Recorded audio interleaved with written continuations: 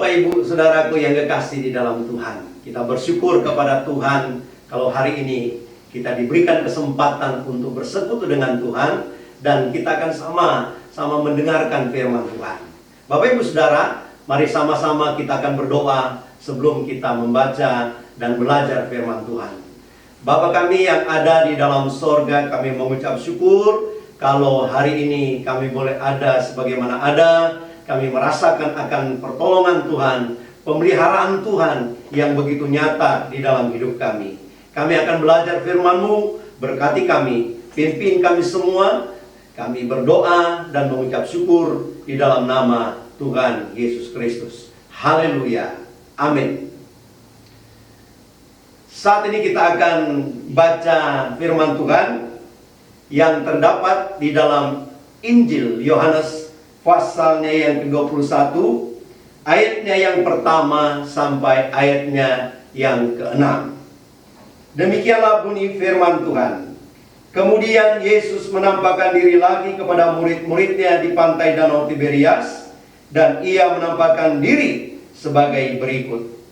Di pantai itu berkumpul Simon Petrus, Thomas yang disebut Didimus, Nathanael dari Kana yang di Galilea, anak-anak Zebedeus, dan dua orang muridnya yang lain.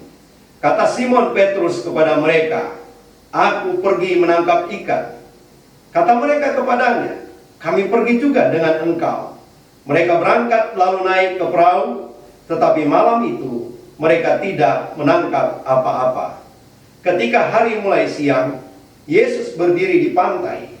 Akan tetapi murid-murid itu tidak tahu bahwa itu adalah Yesus. Kata Yesus kepada mereka, "Hai anak-anak, adakah kamu mempunyai lauk pauk?" Jawab mereka, "Tidak ada." Maka kata Yesus kepada mereka, "Tebarkanlah jalamu di sebelah kanan perahu, maka akan kamu peroleh."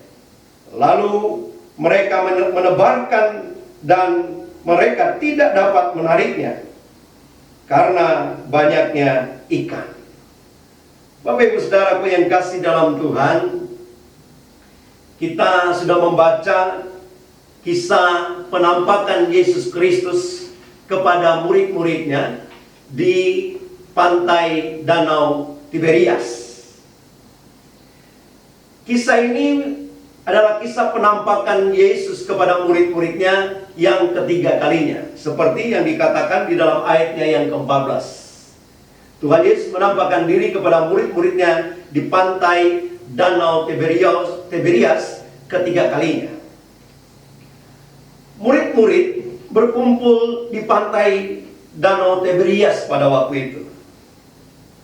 Jadi kalau kita membaca di dalam Alkitab ini, ternyata mereka berkumpul di pantai Danau Tiberias. Dan saya tidak percaya mereka ada di situ bukan untuk jalan-jalan atau bukan untuk rekreasi, saya yakin.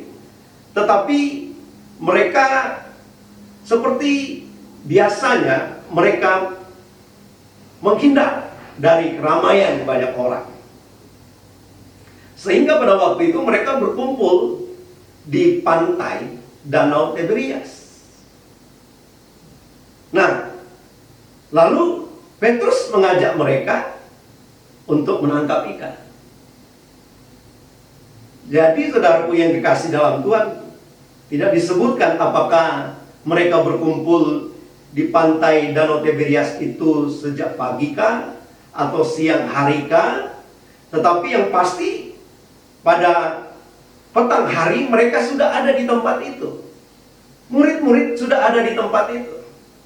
Dan Petrus mengajak mereka untuk menangkap ikan, dan kebetulan di situ ada perahu. Dan mereka menangkap ikan.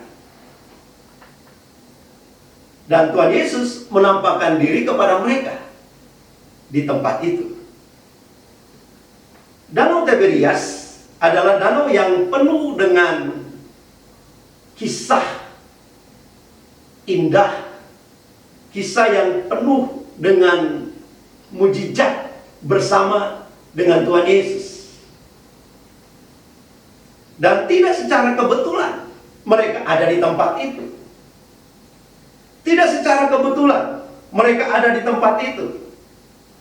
Dan kisah ini, Bapak Ibu Saudaraku, sangat mirip dengan kisah pertama kali Tuhan Yesus memanggil murid-muridnya untuk menjadi pengikut-pengikutnya. Petrus, Andreas, Yakobus, dan Yohanes.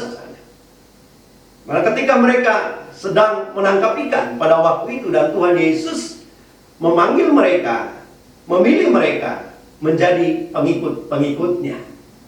Mirip.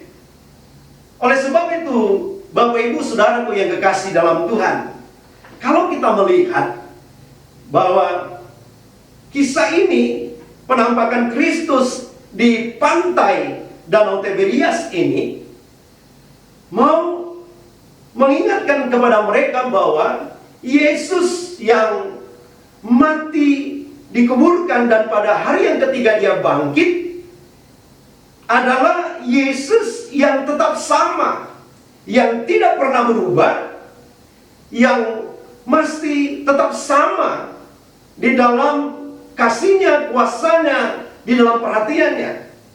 Oleh sebab itu, Bapak Ibu Saudaraku yang kekasih dalam Tuhan, kita akan bersama belajar firman Tuhan dengan tema Yesus Kristus tidak pernah berubah.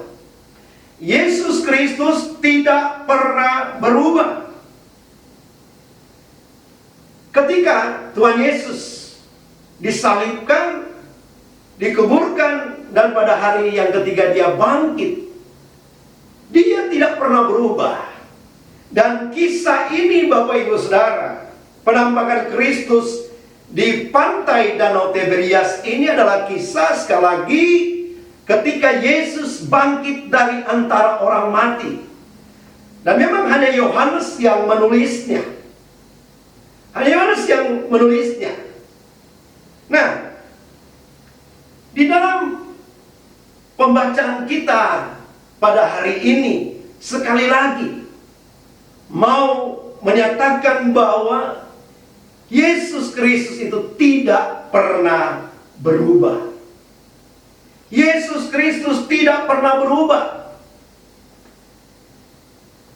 Ketika Tuhan Yesus disalibkan, ada orang-orang berpikir dan ada orang yang berkata bahwa Yesus adalah seseorang yang tidak dapat berbuat apa-apa.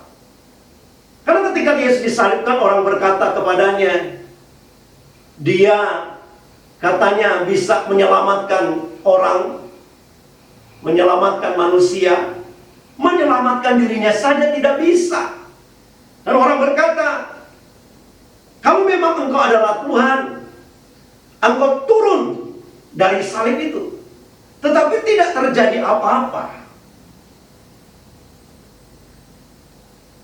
Bukan karena Yesus tidak sanggup melakukan itu, tetapi Tuhan Yesus sedang mengerjakan pekerjaan yang besar untuk keselamatan semua manusia, untuk keselamatan semua orang. Tetapi memang pada waktu itu ada sebuah isu bahwa ternyata Yesus tidak dapat berbuat apa-apa. Yesus tidak berdaya. Dia tidak berkuasa. Menyelamatkan dirinya saja dia tidak bisa. Dan saya kena percaya, ini juga ada di dalam pemikiran murid-murid pada waktu itu. Oleh sebab itu, Bapak Ibu Saudara, Yesus menampakkan diri kepada murid-muridnya di pantai Danau Tiberias. Untuk apa? Untuk membuktikan bahwa dia hidup dan Yesus Kristus tidak pernah berubah. Apa yang pernah Yesus lakukan sebelum ia disalibkan, dikuburkan, dan bangkit dari antara orang mati, dia lakukan. Dia masih bisa melakukannya. Bahkan saudara, seperti hampir mirip dengan apa yang pernah dia lakukan. Oleh sebab itu, kita akan melihat bahwa Yesus Kristus tidak pernah berubah. Dan yang pertama di sini, Yesus tidak pernah berubah dalam kepeduliannya terhadap kebutuhan manusia. Yesus tidak pernah berubah dalam kepeduliannya terhadap kebutuhan kita. Di dalam ayat yang kelima berkata bahwa, kata Yesus kepada mereka, "Hai anak-anak, adakah kamu mempunyai lauk pauk?" Jawab mereka, "Tidak ada." Nah, pertanyaan ini, saudara, adalah pertanyaan yang penuh dengan perhatian kepada murid-muridnya. Apa yang mereka butuhkan, apa yang mereka perlukan. Bahkan saudara, dalam kisah ini, di dalam ayat yang ke-9 dan ayatnya yang ke-12 misalnya, ayat yang ke-9, ayat yang ke-12, seterusnya, di situ dikatakan bahwa ketika mereka tiba di pantai, mereka melihat di situ sudah ada arang dan sudah ada ikan dan ada roti. Dan Tuhan Yesus mengajak mereka untuk sarapan. Begitu perhatiannya Tuhan Yesus kepada murid-muridnya. Saya yakin Tuhan Yesus tahu bahwa mereka belum sarapan, belum makan pada waktu itu. Dan ini, saudara, pernah terjadi. Beberapa kali terjadi bagaimana Tuhan Yesus bersama-sama dengan murid-muridnya, dan ada banyak orang, ribuan orang mengikut Yesus dan rindu mendengarkan pengajaran Tuhan Yesus. Dan saat itu sudah mulai sore. Dan Tuhan Yesus berkata kepada murid-muridnya, "Kasih mereka makan." Lalu murid-muridnya bingung, "Guru, dari mana kita dapat makanan untuk memberi makan kepada ribuan orang ini? 5.000 orang laki-laki, tidak terhitung anak-anak dan perempuan." Tapi Tuhan Yesus katakan, beri mereka makan. Karena sudah sore, hampir sore, mereka belum makan. Dan Tuhan Yesus memberi makan kepada mereka. Dan mereka, orang-orang yang mengikut mereka, ribuan orang ini, mereka kenyang dengan ikan dan roti yang diberikan oleh Tuhan Yesus. Nah, Tuhan Yesus belum pernah berubah, dan dia tidak pernah berubah. Dia sangat peduli terhadap kebutuhan kita. Tuhan Yesus peduli dengan kebutuhan kita. Apa yang kita perlukan, berbicara tentang makanan, minuman, dan kebutuhan-kebutuhan kita, keperluan-keperluan kita. Sehingga, saudara, tergenapi apa yang Yesus pernah janjikan di dalam Matius pasal yang ke-6 itu. Di dalam Matius pasal yang ke-6 ayat yang 25 khususnya berkata, "Aku berkata kepadamu, janganlah khawatir akan hidupmu, akan apa yang hendak kamu makan atau minum. Dan janganlah khawatir pula akan tubuhmu, akan apa yang hendak kamu pakai." Ini disampaikan oleh Tuhan Yesus ketika Yesus bersama-sama dengan muridnya, dan juga disampaikan kepada kita sebagai orang-orang percaya di akhir zaman ini, bahwa Tuhan Yesus sangat peduli. Dia memperhatikan apa yang dibutuhkan, apa yang diperlukan oleh umat-umatnya, oleh anak-anaknya. Dia sangat peduli. Oleh sebab itu Tuhan Yesus menekankan bahwa kita tidak perlu khawatir tentang semua itu. Yang penting sebagai anak-anak Tuhan, sebagai umat-umat Tuhan, kita mencari kerajaan Allah serta kebenarannya. Kita mencari kerajaan Allah serta kebenarannya. Ibrani 13 ayat 8 berkata, Yesus Kristus tetap sama, baik kemarin maupun hari ini, dan sampai selama-lamanya. Ayat 8 dalam Ibrani 13 ini mau menekankan apa yang dikatakan di dalam ayat yang kelima. Di Di dalam ayat yang kelima itu berkata, janganlah kamu menjadi hamba uang dan cukupkanlah dirimu dengan apa yang ada padamu. Tuhan tidak pernah meninggalkan, Tuhan tidak pernah membiarkan. Dan muncul ayat yang ke-8 itu berkata bahwa Yesus Kristus tetap sama, baik kemarin maupun hari ini dan sampai selama-lamanya. Artinya Yesus tidak pernah berubah. Dia tidak pernah meninggalkan, dia tidak pernah membiarkan. Dan dia peduli dengan apa yang dibutuhkan, apa yang diperlukan oleh umat-umatnya. Tapi yang penting adalah jangan kamu menjadi hamba uang dan belajar untuk mencukupkan diri dengan apa yang ada padamu. Kenapa? Karena Tuhan Yesus tidak pernah berubah. Dia sangat peduli dengan kebutuhan, keperluan kita sebagai umat-umat Tuhan. Dia akan mencukupkan, dia akan menyediakan. Oleh sebab itu kita bersyukur kepada Tuhan. Nah, yang kedua, Bapak Ibu Saudaraku yang kekasih dalam Tuhan, Yesus Kristus tidak pernah berubah di dalam mujizatnya. Yesus Kristus tidak pernah berubah dalam mujizatnya. Di dalam ayat yang ke-6 di situ berkata, maka kata Yesus kepada mereka, tebarkanlah jalamu di sebelah kanan perahu, maka kamu akan peroleh. Lalu mereka menebarkannya, dan mereka tidak dapat menariknya lagi karena banyaknya ikan. Tuhan Yesus berkata, tebarkanlah jalamu di sebelah kanan, dan kamu akan memperoleh ikan. Bapak Ibu, mereka sudah semalam-malaman menangkap ikan, tetapi mereka tidak mendapatkan apa-apa. Tetapi Tuhan Yesus berkata kepada mereka, tebarkanlah jalamu di sebelah kanan dan kamu akan memperolehnya. Dan betul, saudaraku, ketika mereka menebarkan jala di sebelah kanan, mereka menangkap ikan dengan jumlah yang sangat banyak. Alkitab berkata bahwa di dalam ayatnya yang ke-11, 153 ekor ikan besar-besar.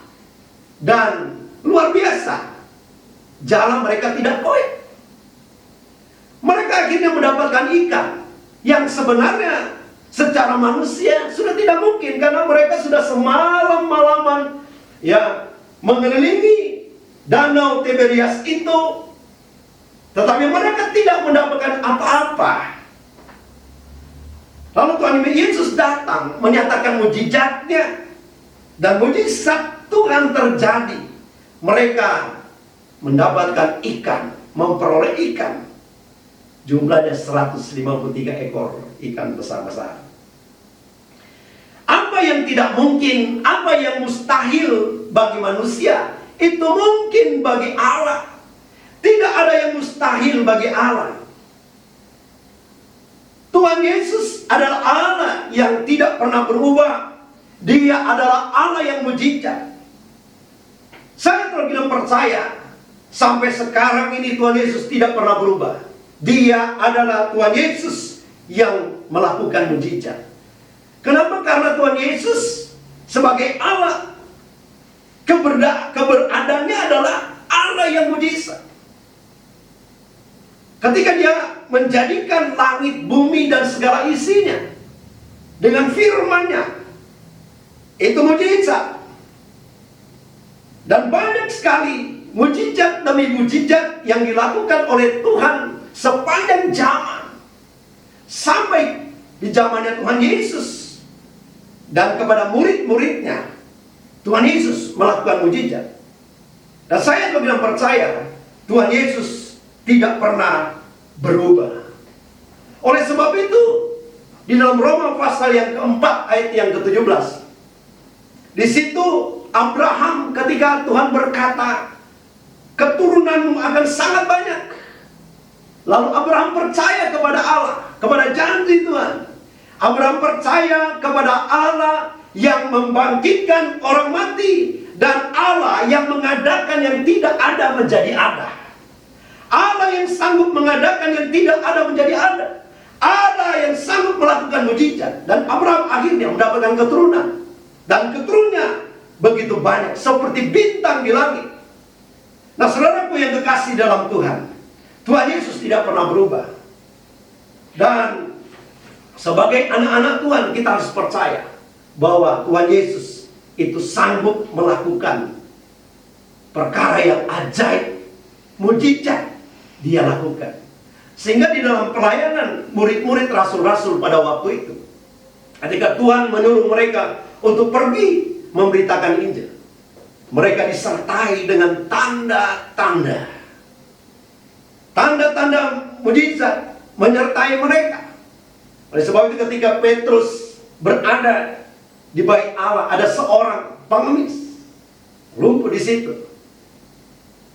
Orang ini berharap untuk Petrus dan Yohanes memberikan sesuatu kepadanya, tapi Petrus berkata, pada kami tidak ada emas, tetapi demi nama Yesus berjalanlah. Dan mujizat terjadi. Mujizat terjadi. Nah, saudaraku yang kekasih di dalam Tuhan, mujizat memang bukan menjadi tujuan kita, tetapi saya terus percaya itu akan Tuhan kerjakan memang sesuai dengan kehendaknya, sesuai dengan kemauan Tuhan. Itu adalah otoritasnya Tuhan. Kalau dia mau melakukan mujizat, itu pasti terjadi. Dan mujizat itu, saudaraku yang kekasih, bukan dilakukan oleh hamba-hamba Tuhan, oleh anak-anak Tuhan, tetapi Tuhan yang mengerjakan semuanya itu melalui hamba-hamba Tuhan. Tuhan mengerjakan semuanya itu melalui anak-anak Tuhan, melalui orang-orang percaya yang percaya kepada Tuhan. Jadi sumbernya adalah Tuhan, bukan manusia.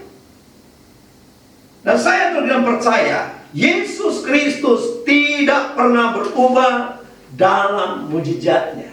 Oleh sebab itu kalau hari-hari ini kita mungkin sedang menghadapi sesuatu yang secara manusia tidak mungkin, mari kita serahkan kepada Tuhan. Biarlah Tuhan yang bekerja, biarlah Tuhan yang berkarya.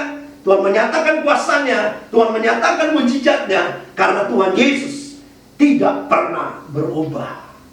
Dan kalau kita membaca dalam kisah ini, betul, saudara, akhirnya mujizat Tuhan terjadi pada murid-murid Tuhan di pantai Danau Tiberias.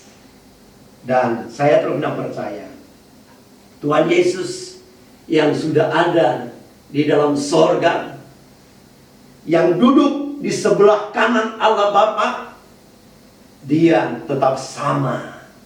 Dia sanggup melakukan segala perkara. Dia sanggup untuk mengadakan mujizat sesuai dengan kehendaknya, sesuai dengan rencananya. Kita serahkan kepada Tuhan. Dan saya kira percaya, kalau kita boleh ada menjadi anak-anak Tuhan, kita percaya kepada Tuhan, itu juga karena mujizat Tuhan. Sehingga ada banyak orang berkata, mujizat Tuhan yang Tuhan kerjakan dalam hidup kita adalah membuat kita menjadi percaya kepada Tuhan Yesus. Ya, itu adalah mujizat Tuhan. Karena ketika seseorang yang sama sekali mungkin dia tidak mau percaya kepada Tuhan Yesus, tetapi Tuhan bekerja dan Tuhan berkarya di dalam hatinya, Tuhan membaharui hatinya oleh kuasa Roh Kudus, sehingga dia percaya kepada Tuhan Yesus. Dan itu adalah pekerjaan Allah. Mujizat terjadi. Dan masih juga ada tanda-tanda mujizat. Tuhan bekerja dan Tuhan berkarya, orang sakit disembuhkan. Orang yang sedang membutuhkan solusi jalan keluar di dalam persoalannya, Tuhan tolong dan Tuhan bukakan jalan, Tuhan buat jalan buatnya, dan mujizat Allah itu terjadi. Oleh sebab itu kita yakin bahwa Yesus tidak pernah berubah. Dahulu, hari ini, sampai selama-lamanya. Dia masih mampu, sanggup untuk mengadakan mujizatnya.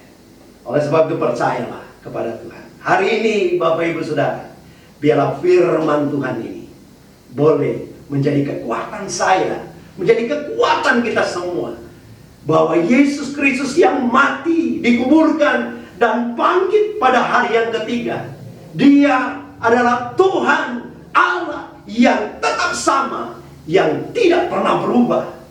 Dia adalah Allah yang tidak pernah berubah dalam kepeduliannya terhadap apa yang kita butuhkan, apa yang kita perlukan. Dia Yesus yang tidak pernah berubah dalam mujizatnya. Dia masih sanggup untuk mengadakan mujizat. Dia sanggup melakukan sesuatu yang tidak mungkin bagi kita, yang mustahil bagi kita.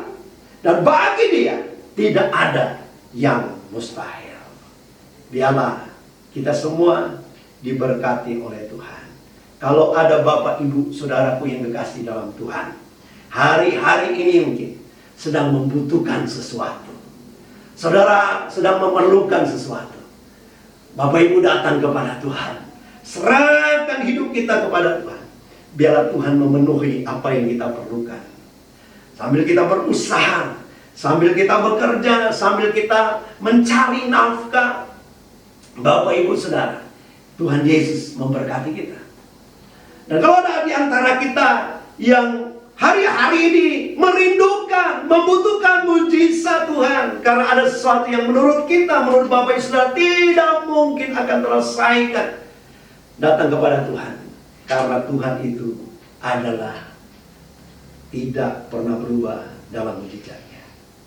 Tuhan Yesus memberkati kita semua. Amin.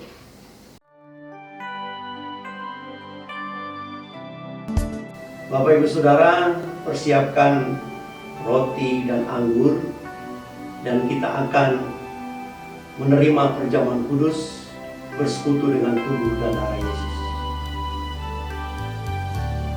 Mari kita angkat roti kita di tangan kita, dan kita akan berdoa.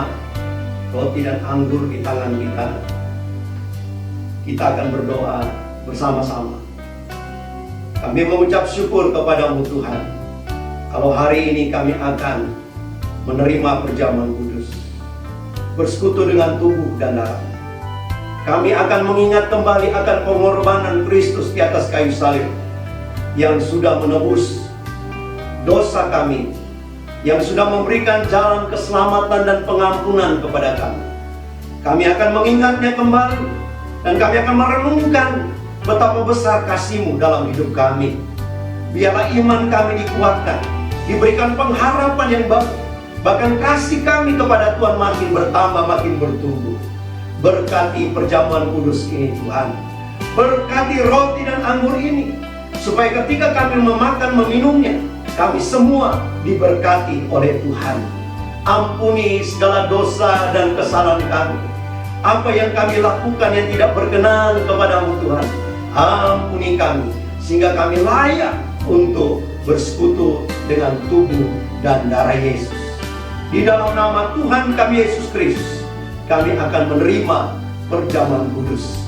Haleluya. Amin. Sebelum kita makan roti yang ada di tangan kita ini, bersekutu dengan tubuh Yesus, kita dengarkan firman Tuhan. Sebab apa yang telah kuteruskan kepadamu, telah aku terima dari Tuhan, yaitu bahwa Tuhan Yesus pada malam waktu Ia diserahkan mengambil roti, dan sesudah itu Ia mengucap syukur atasnya. Ia memecah-mecahkannya dan berkata, inilah tubuhku yang diserahkan bagi kamu. Perbuatlah ini menjadi peringatan akan aku. Saudara percaya, mari kita bersekutu dengan tubuh Yesus di dalam nama Tuhan Yesus.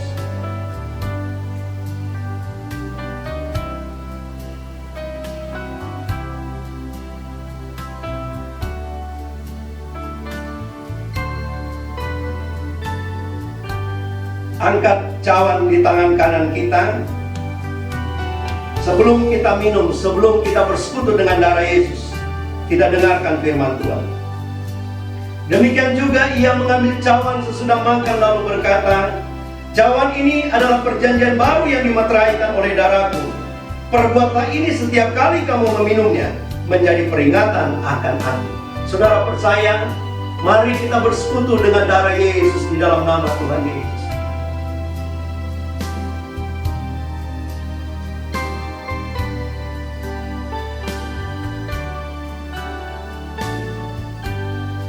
Bapak Ibu Saudara, mari kita berdoa. Hati kami mendengar dengan ucapan syukur kepadamu Tuhan, karena Engkau sudah memberkati kami dengan firman, mengingatkan kami bahwa Engkau Tuhan Yesus yang tidak pernah berubah. Engkau peduli dengan apa yang kami perlukan dan apa yang kami butuhkan dalam kehidupan kami sehari-hari. Dan Engkau Tuhan Yesus yang tidak pernah berubah di dalam mujizat-Mu. Tidak ada yang mustahil bagi Engkau. Engkau Allah yang sanggup mengadakan yang tidak ada menjadi ada. Kami mengucap syukur kepadamu. Dan kalau saat ini kami juga boleh bersekutu dengan tubuh dan darah Yesus, dan kami semua sudah diberkati oleh Tuhan. Terima kasih buat firman-Mu. Terima kasih buat perjamuan kudus. Kami serahkan seluruh hidup kami ke dalam tangan Tuhan. Keluarga kami masing-masing, dimanapun kami berada, biarlah Tuhan selalu menjaga, Tuhan selalu melindungi kami, Tuhan selalu memelihara kami, Tuhan berikan kekuatan dan kesehatan, Tuhan berikan sukacita, damai, sejahtera kepada kami. Bahkan Tuhan kuatkan, teguhkan iman kami di dalam kami menjalani hidup hari-hari ini Tuhan. Kami serahkan hidup kami sepenuhnya ke dalam tangan Tuhan. Kami juga berdoa Tuhan untuk bangsa dan negara kami Indonesia. Biarlah Tuhan tolong, Tuhan pulihkan, Tuhan berkati. Bebaskan dan lepaskan dari wabah virus corona. Kami serahkan dalam tangan Tuhan. Kalau berkenan di hadapan Tuhan, biarlah Tuhan menjawab doa kami. Dan Tuhan melawat menjamah semua pasien, Tuhan sembuhkan. Para medis Tuhan berkati. Daerah lingkungan kami berikan kesejahteraan, ketentraman dan keamanan. Terima kasih Tuhan Yesus. Di dalam nama Tuhan kami Yesus Kristus, kami berdoa dan mengucap syukur. Biarlah berkat, anugerah dan kasih karunia daripada Allah Bapa, cinta kasih sayang, damai sejahtera dari Tuhan Yesus Kristus, penyertaan daripada Allah Roh Kudus menyertai kita semua mulai saat ini sampai Tuhan Yesus datang kali yang kedua. Haleluya, haleluya, amin.